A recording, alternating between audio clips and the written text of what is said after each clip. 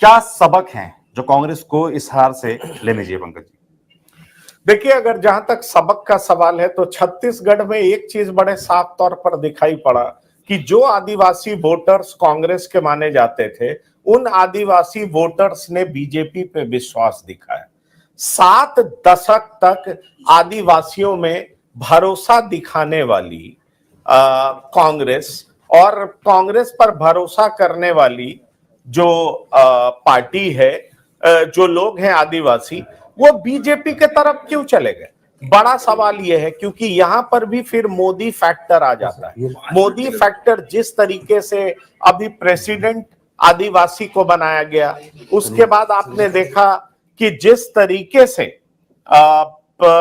Schedule caste को इससे पहले प्रेसिडेंट बनाया गया, तो जाहिर तौर पर चाहे दलित हो चाहे आदिवासी हो, उनके दिलों को जीतने में ये मोदी बहुत हद तक कामयाब रहे।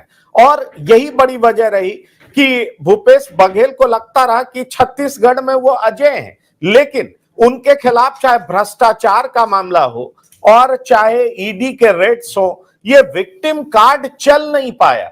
और कांग्रेस ने जो कुछ भी किया, उससे जनता का भरोसा जीतने में कांग्रेस कामयाब नहीं हो पाई।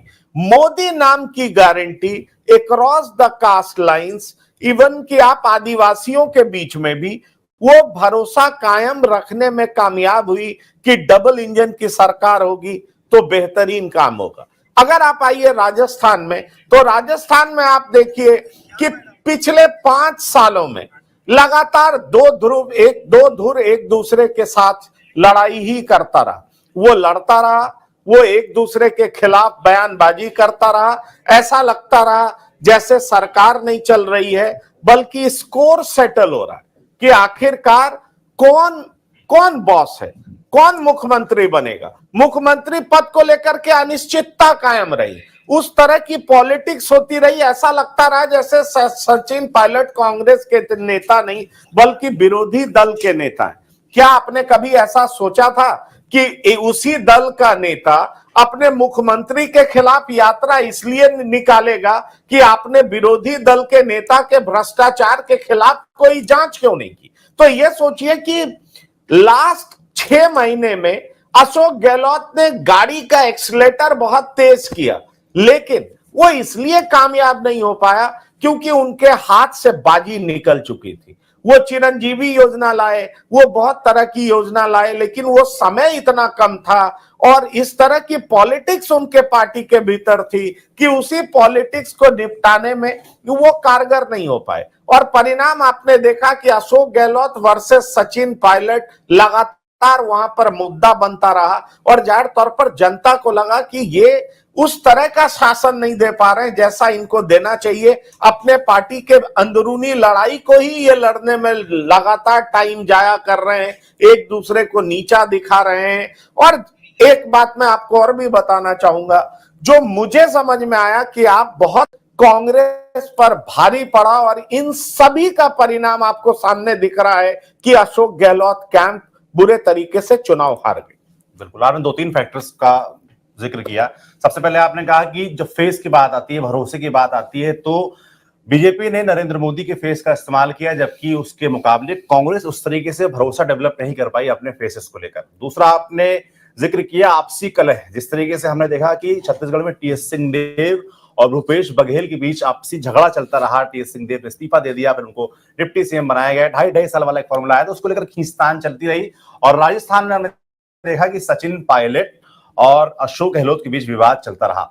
और कमलनाथ को लेकर भी जो है, उनकी तो सरकारी इसी मुद्दे पर गई खींचतान को लेकर कि सिंधिया से उनकी पटरी नहीं खाई और एक जो उनको मैंडेट मिला था वो उसको कंप्लीट नहीं कर पाए। तो देखिए सौरभ, बड़ी बात यह है कि आपसी कलह से कांग्रेस को नुकसान हुआ। ऐसा नहीं था कि ये कलह बीजेपी में नहीं था, लेकिन कलह से मैक्सिमम फायदा कैसे लिया जा सकता है उसका बेहतरीन नमूना बीजेपी ने पेश किया। बिल्कुल, अगर राजस्थान में कई पोल्स थे, कई ध्रुव थे, तो जाहिर तौर पर उन सबको कहा गया कि आप अपना बेस्ट दीजिए। और ये कह कौन रहा था? तो उसका सबसे बड़ा नेता कह रहा था कि आप अपना बेस्ट दीजिए, आप कोई भी मुख्यमंत्री बन सकते हैं। इसलिए वसुंधरा राजे हो, राजेंद्र राठौड़ हो, सीपी जोशी हो, दिया कुमारी हो, आप कोई भी नाम ले लीजिए, जिनके नाम बालक नाथ हो, जिनके भी नाम अभी के टाइम में गजेंद्र सिंह शेखावत हो, सब लोग मिल करके चुनाव लड़ रहे थे, क्योंकि चेहरा नरेंद्र मोदी का था।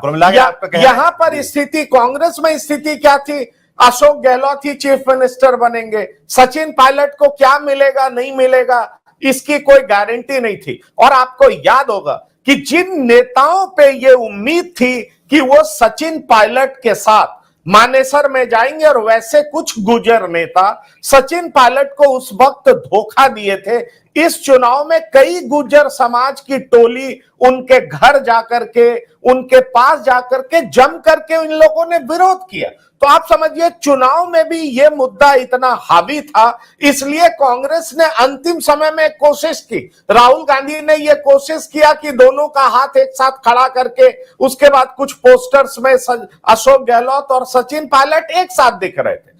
तो कुल मिलाकर के कांग्रेस डिवाइडेड हाउस की ही तरह रही, उसका फायदा नहीं हुआ, इससे उसका नुकसान हुआ, चाहे राजस्थान हो चाहे छत्तीसगढ़ हो। लेकिन बीजेपी ने इसका जमकर के फायदा लिया, भरपूर फायदा लिया, क्योंकि बीजेपी को लग गया कि मध्य प्रदेश में भी कई लोग दावेदार हैं, शिवराज के खिलाफ एंटी इनकम्बेंसी भी है, तो चेहरा मुख्यमंत्री का, प्रधानमंत्री का रखा गया, और यह नारा दिया गया कि पीएम के मन में एमपी है और एमपी के मन में मोदी।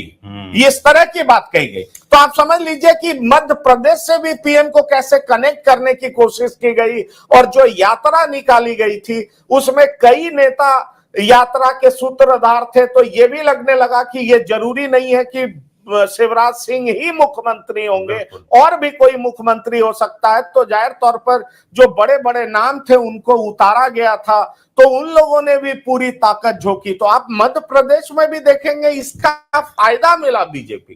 किसी ने नहीं सोचा था कि इस तरह की विक्ट्री होगी। बड़े सांसद उतरे और उन्होंने खुद की जीत सुनिश्चित नहीं की, बल्कि आसपास के सीट पर बीजेपी की जीत हो ये भी सुनिश्चित हुआ, ये भी तय हुआ। अनडाउटेडली लाडली बहन योजना का एक बड़ा रोल है, क्योंकि 50% महिलाओं को अपनी ओर आकर्षित करना। जी हाँ, वो लेकिन जो कहते हैं ना कि एक का डिवीजन एक के लिए नुकसानदायक रहा, दूसरे के भीतर भी अंतर कलह था, लेकिन उस अंतर कलह से भी कैसे फायदा निकालना है, ये नरेंद्र मोदी जैसा शख्सियत बेहतरीन तरीके से, या बीजेपी के जो स्ट्रैटेजिस्ट थे उन्होंने बेहतरीन तरीके से इसका फायदा निकाला। इसलिए आप ये देख रहे हैं कि बीजेपी, अगर आपकी बात आसान भाषा में या कम शब्दों में कही जाए तो मैनेजमेंट और मैसेजिंग के खेल में भारतीय जनता पार्टी ने बाजी मारी, जहां पर कांग्रेस पिछड़ गई। हमारे साथ हमारे एक और वरिष्ठ साथी ब्रजेश जी जुड़ गए हैं। ब्रजेश जी, हम बात कर रहे थे टेकअवेज की कि क्या टेकअवेज है, क्योंकि कांग्रेस 3 बड़े राज्य में पिछड़ी है और 2 राज्य तो ऐसे थे जहां पर वो सरकार में थी, सत्ता में थी, और बड़ी दावेदारी मानी जा रही थी, चाहे राजस्थान हो चाहे छत्तीसगढ़। खासतौर पर छत्तीसगढ़ की बात करें तो वहां पर कांग्रेस को काफी मजबूत बताया जा रहा था। तमाम एग्जिट पोल्स में भी ये बात दावे किए जा रहे थे कि कांग्रेस जीत सकती। तो अब जब ये नतीजे सामने आ गए हैं खुल के, तो हम पहले बात कर रहे थे कि क्या टेकअवेज हैं कांग्रेस पार्टी के लिए। तो जैसा कि आपने सुना, पंकज जी ने कई मुद्दे बताए कि कहां कैसे पिछड़ी, मैसेजिंग के खेल में हो चाहे मैनेजमेंट के खेल में हो, कैसे कांग्रेस पिछड़ गई। तो आपके हिसाब से क्या टेकअवेज है, क्या सबक लेने चाहिए कांग्रेस पार्टी? देखिए, एक बड़ा दिलचस्प किस्सा मैं आपको बताऊं कि अभी दीपावली मिलन पे जब प्रधानमंत्री नरेंद्र मोदी, गृह मंत्री अमित शाह और बाकी सारे लोग पत्रकारों से मिले, तो उनमें गृह मंत्री अमित शाह से कई सारे सवाल किए गए, और उसमें से एक सवाल था कि सर चुनाव लड़ने को आप कैसे देखते हैं। तो अमित शाह का बड़ा सीधा जवाब था कि बीजेपी चुनाव लड़ती है, कांग्रेस चुनाव को आउटसोर्स कर देती है। और मुझे लगता है यही चीज आपको ग्राउंड पे दिख रही है। आप राजस्थान को लीजिए, पहला उदाहरण राजस्थान का लीजिए। राजस्थान में एक तो 30 साल से चल रहा रिवाज है, वो सारी चीजें डिस्कस कर गए। राजस्थान में बीजेपी जब भी जीतती है बड़े मार्जिन से जीतती है, और कांग्रेस जब भी हारती है बुरे मार्जिन से हारती है। कभी भी ऐसा नहीं होता कि कांग्रेस 70 और 65 या 60 के ऊपर होती है, बहुत रेयर होता है। यहां पर हार का सबसे बड़ा कारण यह था कि जो एक तरह से पूरा चुनाव अशोक गहलोत को आउटसोर्स कर दिया गया था। अशोक गहलोत थे जो कॉल ले रहे थे। सबसे बड़ी जो कमजोरी कांग्रेस की रणनीति की थी कि वो तमाम नेता, तमाम एमएलए जिनके खिलाफ जबरदस्त एंटी इनकम्बेंसी था, अशोक गहलोत उनके खिलाफ कोई एक्शन नहीं ले पाए। ये सबसे बड़ा कारण था। दूसरा जो सबसे बड़ा टेक अवे था वो ये था कि बीजेपी कोर्स करेक्शन कितनी स्पीड में करती, मुझे लगता है बाकी पार्टियों को सीखना चाहिए। पहली लिस्ट आई और यह स्पष्ट हो गया कि वसुंधरा राजे और अमित शाह और नरेंद्र मोदी के बीच कोई लव लॉस्ट नहीं है, कोई मतैक्य नहीं है और उनके किसी भी उसको उन्होंने टिकट नहीं दिया। लेकिन जैसे ही फीडबैक आया, आप देखिए दूसरे और तीसरे लिस्ट में वसुंधरा राजे के तमाम जबरदस्त एनालिसिस है, लेकिन 3 महीने पहले की आप स्थिति देखिए, क्या कहते हैं आप, प्रहलाद सिंह पटेल, नरेंद्र सिंह तोमर, सारे नेताओं को जब भेजा गया तो उनके सामने सबसे बड़ी चुनौती थी वो थी जो ग्वालियर चंबल संभाग को संभालना। जिस तरह की राइट एक्ट इन दोनों को पढ़े गए, जिस तरह की चेतावनी दी गई और एक क्लियर मैसेजिंग थी इन सारे बड़े नेताओं के लिए, चाहे वो प्रहलाद सिंह पटेल हो जो मध्य प्रदेश के दिग्गज हैं, चाहे वो नरेंद्र सिंह तोमर हो, चाहे वो फला हो ढिमका हो, जितने एमपी एमएलए लड़ रहे थे, सबके सामने स्पष्ट मैसेज था, आप चुनाव हारिए और आपके राजनीतिक जीवन में यही विराम लग सकता है, पूर्ण विराम लग सकता है। तो जो चुनाव लड़ने की जो स्ट्रेटेजी थी वो जबरदस्त काउंटर रेस है, क्योंकि जब आप देखिएगा, जब आपकी एग्जिस्टेंस पे बात आती है ना, तो आप जबरदस्त तरीके से करो या मरो वाली स्थिति वो मध्य प्रदेश में दिखी। और मध्य प्रदेश में मुझे लगता है जिस तरह का एक सामंजस्य बैठना चाहिए था वो नहीं बैठा कांग्रेस का, और जो जीती बाजी थी उसको आज बीजेपी ने जिस शानदार तरीके से जीता, मुझे कहने में कोई संकोच नहीं है कि यदि कांग्रेस के अंदर थोड़ा सा भी आत्ममंथन करने की क्षमता बची है तो कांग्रेस को अपनी पूरी मध्य प्रदेश की इकाई को डिसबैंड कर देना चाहिए। इससे ज्यादा शर्मनाक हार आपकी नहीं हो सकती। छत्तीसगढ़ भी कमोबेश वैसा उदाहरण, बिल्कुल, वहां भी ओवर कॉन्फिडेंस की बात, वहां भी ओवर कॉन्फिडेंस थी। और दूसरी चीज क्या थी, एक और चीज जो राजस्थान और छत्तीसगढ़ में कॉमन थी वो ये थी कि इन लोगों ने अपने जो केंद्रीय नेतृत्व है उसको एक नहीं कई बार धता बताई और खुल के ब्लैकमेल किया। आपको याद होगा राजस्थान में अशोक गहलोत तो खुली चुनौती दे दी कि नहीं जी हम नहीं बन रहे और किसी को बना के दिखा लो। यही हाल भूपेश बघेल ने किया, 62 विधायक लेके दिल्ली पहुंच गए और बोला अब आप बता लो, डिसाइड कर लो, 2.5 साल वाले फॉर्मूले पे। और वहां पर वो भी उसी चीज में लगे जिस चीज में अशोक गहलोत लगे कि मैं टीएस देव को कैसे निपटाऊं। और निपटाने के चक्कर में कांग्रेस के हाथ एक ऐतिहासिक विक्ट्री लगी, क्योंकि आप कहते हैं कि कांग्रेस जीत रही, मैं कह दूं 5 आदमी कहते हैं समझ में आता, सारी एजेंसी सारे लोग भाजपा के लोग मान रहे, आखिर ऐसा हुआ क्या? कम से कम छत्तीसगढ़ में तो कोई विवाद नहीं, छत्तीसगढ़ में कोई विवाद नहीं था। लेकिन आप रिजल्ट देखिए और ये साफ है कि जिस तरह से चुनाव लड़ना चाहिए उस तरह से चुनाव कतई नहीं लड़ा गया। चुनाव पूरी तरह से आउटसोर्स था। आपको ये लगने लगा कि मैं विज्ञापन अच्छा दूंगा, मैं मीडिया मैनेज अच्छा करूंगा तो आज चुनाव जीत जाएंगे, जिसकी एक प्रतिध्वनि आज आपने प्रधानमंत्री के उसमें सुनी और रिजल्ट आपके सामने। बिल्कुल। और कांग्रेस इकलौती जगह जहां पे कांग्रेस ने सबसे बढ़िया चुनाव लड़ा, जहां पर लोकल और सेंट्रल लीडरशिप के बीच एकदम मतैक्य था, जिसमें राहुल गांधी ने रेवंत रेड्डी को बैक किया पूरी तरह से, उनके खिलाफ तमाम लीडरों की साजिश थी। रिजल्ट आपके सामने। बिल्कुल एकदम ठीक बात बोली आपने कि तेलंगाना में आप कोहेशन देखिए, एक 30 सेकंड लूंगा, आप कोहेशन देखिए। कर्नाटक के चुनाव के बाद वो जिस तरह से वो पूरी तरह से शिफ्ट हुए तेलंगाना में, फोकस डीके शिव कुमार, सारे लोग लग गए कि कुछ भी हो जाए तेलंगाना जीतना है और एकदम वेल ऑयल्ड मशीनरी की तरह काम हुआ और परिणाम आपके सामने। बिल्कुल, मुझे लगता है कर्नाटका के जो टेकअवेज थे कांग्रेस के लिए, वहां से जो सबक थे वो तेलंगाना में जरूर काम आए, क्योंकि वहां के नेता वहां लग गए। रेवंत रेड्डी को जिस तरीके से लीडरशिप दी गई और उनके नाम को लेकर बड़ा जो वहां के जो पूर्व बड़े नेता है, सारे बड़े नेताओं को एक और मजेदार चीज आपको बताऊं, कांग्रेस और बीजेपी के बीच लड़ाई में बीजेपी 90% जीतती है, लेकिन कांग्रेस रीजनल पार्टी से चुनाव नहीं जीतती। ये पहला मौका ऐसा होगा बड़े लंबे समय बाद जब कांग्रेस ने किसी क्षेत्रीय दल को हराया है और सत्ता में आई। मुझे लगता है ये रीजनल पार्टीज के लिए एक चिंता का सबब है कि बीजेपी तो लगातार हावी रही है क्षेत्रीय पार्टियों के लिए, चाहे महाराष्ट्र की बात कर लीजिए, चाहे उत्तर प्रदेश की बात कर लीजिए। अब कांग्रेस भी इस मामले में कहीं ना कहीं तेलंगाना में तो उसने बाजी मारी है। पुष्कर जी, आपने दोनों लोगों की बात सुनी, टेकअवे सुने, कांग्रेस के लिए आपके हिसाब से क्या टेकअवे है?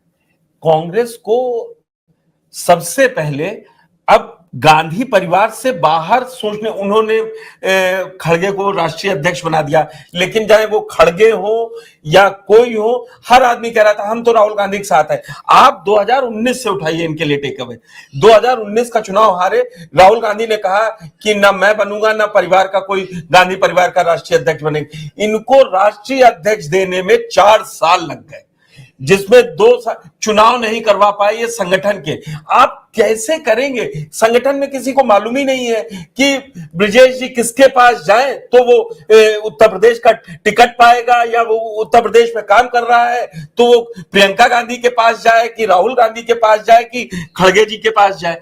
आप ये सोचिए, राजस्थान का जो मसला अभी पंकज जी ने डिस्कस किया या ब्रिजेश जी ने किया, कि वो सचिन पायलट और इनकी लड़ाई होती रही, जो खड़गे उसमें पर्यवेक्षक बन के गए थे वो और अजय माकन, वो ही नहीं डिसाइड कर पाए और खड़गे अध्यक्ष भी बन गए, उसके बाद भी वो मसला नहीं निपटा कि क्या है। आप सोचिए, आप ये सोचिए कि वहां गए छत्तीसगढ़ में, जुलाई में आप डिसाइड कर रहे हैं कि इनको डिप्टी सीएम बनाना है। आपने 5 महीने पहले डिप्टी सीएम बना ऐसा क्या दे दिया? या और मोदी ने वो बात छत्तीसगढ़ में सेट कर दी, चिपका दी कि इनको 2.5 साल के लिए कहा था और भूपेश बघेल पैसा पहुंचाते रहे महादेव ऐप का, इसीलिए टीएस सिंहदेव को नहीं मिला।